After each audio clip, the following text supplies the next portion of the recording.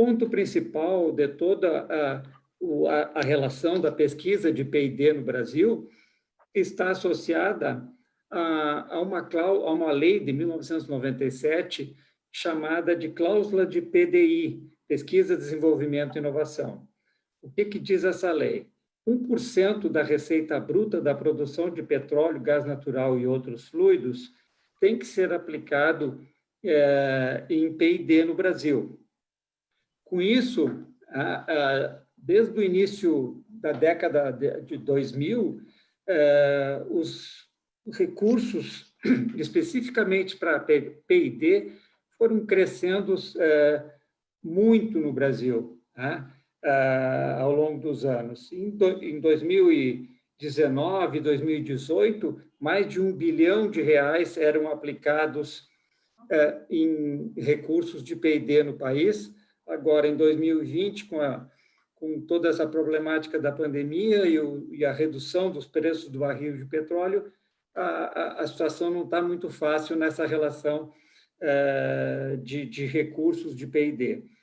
Mas esse trabalho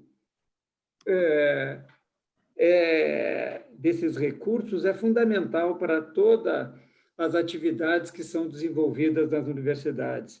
Atualmente, 17 empresas petrolíferas geram obrigações de P&D no país.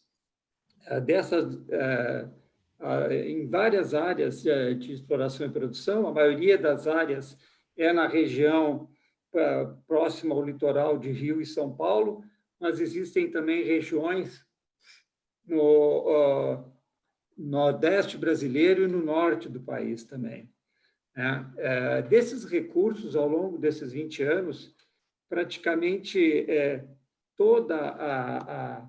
90% dos recursos foram aplicados pela Petrobras. 90% dos recursos foram aplicados pela Petrobras. Somente 10% nas outras empresas petrolíferas no país. Isso aí mostra, então, como está sendo importante toda essa pesquisa e desenvolvimento que está acontecendo na universidade em função da obrigação governamental de serem aplicados esses recursos, né? Esses recursos cresceram muito com a descoberta do pré-sal no país. E aí o que aconteceu? Na década 2005, entre 2005 e 2010, a exploração e produção no Brasil foi toda direcionada, ou a grande parte direcionada, para a área do pré-sal. Nessa área do pré-sal, as profundidades de lâmina d'água são superiores a 2.000 metros de profundidade, e a exploração ocorre a profundidades totais de mais de 5.000 metros de profundidade. Com esse avanço da exploração e produção em águas ultraprofundas, cresceu enormemente a necessidade de se desenvolver uma série de novas tecnologias específicas para essa área de exploração em águas ultraprofundas. E com isso, então, foi fundamental toda essa lei que existe no país, que fez com que o recurso fosse aplicado nas áreas de P&D, nas centros de pesquisas do país e universidades. Só para você ter uma ideia, a diferença que é a exploração no pós-sal na década de 80, 4.000 poços de exploração produziam 500.000 barris de petróleo. Nos poços do pré-sal, atualmente, 80 poços produzem o triplo, produzem 1,5 milhão de barris de petróleo. Isso vem aumentando significativamente nesses últimos anos, né? Um poço no pré-sal aqui nessa região do litoral de São Paulo e Santa Catarina, ele é 2 vezes mais produtivo do que os poços do Mar do Norte, na região da Noruega e do Reino Unido, e 3 vezes mais produtivos do que os poços no Golfo do México. Então, com isso, se criou todo um volume de recursos que vem crescendo enormemente no país, que possibilitou, então, um aumento significativo das pesquisas nas universidades com a aplicação desses recursos. Como é que funciona o modelo de aplicação dos recursos? Existem 2 modelos de aplicação dos recursos aqui no Brasil. Um modelo esses 1% dos royalties do petróleo vão para órgãos governamentais. Nós temos a Agência Nacional do Petróleo, que é ligada ao Ministério da Ciência e Tecnologia, a FINEP, que é a financiadora de projetos ligado ao Ministério da Ciência e Tecnologia, o CNPq, ligado ao Ministério da Ciência e Tecnologia, e nos estados, no país, existem as fundações de amparo à pesquisa estaduais, as quais a de São Paulo, que se chama FAPESP, é a mais importante. Então, uma das formas de aplicação dos recursos dos royalties do petróleo, os recursos são repassados para esses órgãos federais e estaduais, e esses órgãos fazem licitações de âmbito nacional, no caso dos órgãos federais, e estaduais, nos casos das fundações de amparo à pesquisa. E aí as universidades, os centros de pesquisas, se candidatam e apresentam as propostas nas áreas, nos editais foram feitos todos em função dos interesses das empresas de petróleo. Então, essa é uma das formas. A outra forma é a relação direta das empresas de petróleo com as instituições de pesquisas. Como elas têm que usar, então, o recurso, elas podem diretamente entrar em contato com as instituições de pesquisas e escolherem aquelas que estão mais capacitadas para aplicar e desenvolver os projetos de P&D de interesse específico das empresas de petróleo, né? Ao longo dos anos, esse recurso ele foi muito bem organizado e, bom, já são 20 anos de aplicação desses recursos. Nesses 20 anos, até o ano passado, mais de 15 bilhões de reais foram aplicados em P&D. Desses recursos, muito foi aplicado para a construção de uma infraestrutura laboratorial de apoio para as universidades, que, então, hoje estão totalmente estruturadas para desenvolver pesquisas super avançadas, né, com todas a infraestrutura laboratorial para realizar essas atividades. Voltando, então, no exemplo da aplicação dos recursos das empresas de petróleo nos órgãos governamentais, uma área muito importante que se tem aqui no Brasil é chamado junto com a Agência Nacional do Petróleo, que é o Programa de Recursos Humanos, PRH-NP, que ele é chamado. Nessa linha, então, os recursos dos royalties do petróleo é aplicado na formação de alunos de graduação, mestrado, doutorado, pós-doutorado, inclusive pesquisadores visitantes, que é o meu caso atualmente. Eu recebo uma bolsa da ANP para ser pesquisador visitante no programa de pós-graduação em Engenharia Ambiental, Engenharia Química aqui da UFSC, né?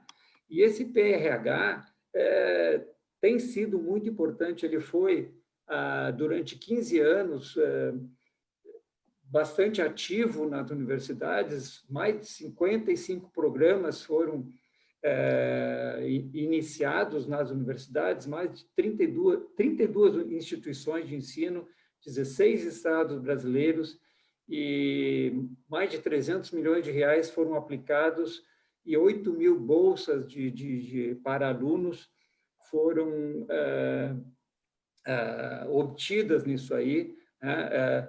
Eu, inclusive, no tempo que eu era professor da Federal, tive, inclusive, o Domingos lembrou muito bem da relação com Moçambique. Eu tive vários alunos de Moçambique que, inclusive, trabalharam no laboratório que eu coordenava, com bolsas desses programas, não só do PRH, mas também diretamente das entidades petrolíferas, né?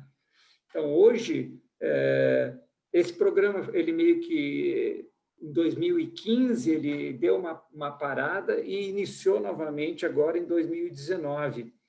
Em 2019, em torno de 600 bolsas estão sendo aplicados com alunos a grande maioria das bolsas são para alunos de graduação, para a formação de alunos de graduação, mas tem taxas de bancada que também estão desenvolvidas, são aplicadas junto com o trabalho específico dos alunos na área de óleo e gás, e isso aí tem funcionado para se desenvolver muito bem toda a formação de alunos para trabalhar na área específica de óleo e gás, né? Agora, eu gostaria de aproveitar esses últimos minutos para mostrar a nossa experiência aqui na Universidade Federal de Santa Catarina, tanto na relação com os programas associados aos governos, que no caso é a ANP, e também na parceria direto UFSC-Petrobras. Tá? Em relação aos programas de PRHs, atualmente nós temos 3 programas de PRHs aqui junto com a ANP, na Universidade Federal de Santa Catarina. Um é coordenado pelo professor Hugo Moreira Soares, do Departamento de Engenharia Química. O outro programa é do Departamento de Automação e Sistemas. E o terceiro programa é do Departamento de Engenharia Mecânica. Todos esses programas, apesar de serem coordenados por professores de departamentos, eles permitem uma integração muito grande de alunos de outros departamentos, pesquisadores de outras áreas, em função de toda a importância da interdisciplinaridade, né? Bom, então, esse programa que reiniciou agora em 2019 tem sido fundamental para alavancar toda a formação de alunos na área de PDI. Um exemplo da linha direta de relação empresa de petróleo, universidade, eu, em toda a minha vida acadêmica aqui na Federal, como professor, eu tive um intenso programa de pesquisas desenvolvidos em parceria com a Petrobras. A área que eu trabalho mais especificamente, que é a contaminação de solos e as águas subterrâneas por misturas de combustíveis e biocombustíveis. Aqui no Brasil, a gasolina é misturada com etanol, 25% de etanol, o óleo diesel é misturado com biodiesel, e todas essas relações e especificidades exigem tecnologias específicas para esses problemas. Nós conseguimos, e nós montamos, Domingos, uma hora gostaria de te levar, passar toda essa história, lá na Fazenda Ressacada da Federal, nós montamos um laboratório de 1.200 metros quadrados, com toda a infraestrutura, tudo financiado pela Petrobras, para desenvolver atividades de pesquisa. Esse laboratório, que se chama Núcleo Ressacada de Pesquisas em Meio Ambiente, envolve professores de vários departamentos da Federal, tem parceria com a Engenharia Química, professor Hugo, parceria com a Engenharia Ambiental, Microbiologia, Química e Bioquímica. E, então, essa parceria e essa cláusula de P&D foi fundamental para todas as pesquisas que a gente realizou ao longo desses últimos 20 anos e agora, né, estamos passando por um período mais crítico esse ano.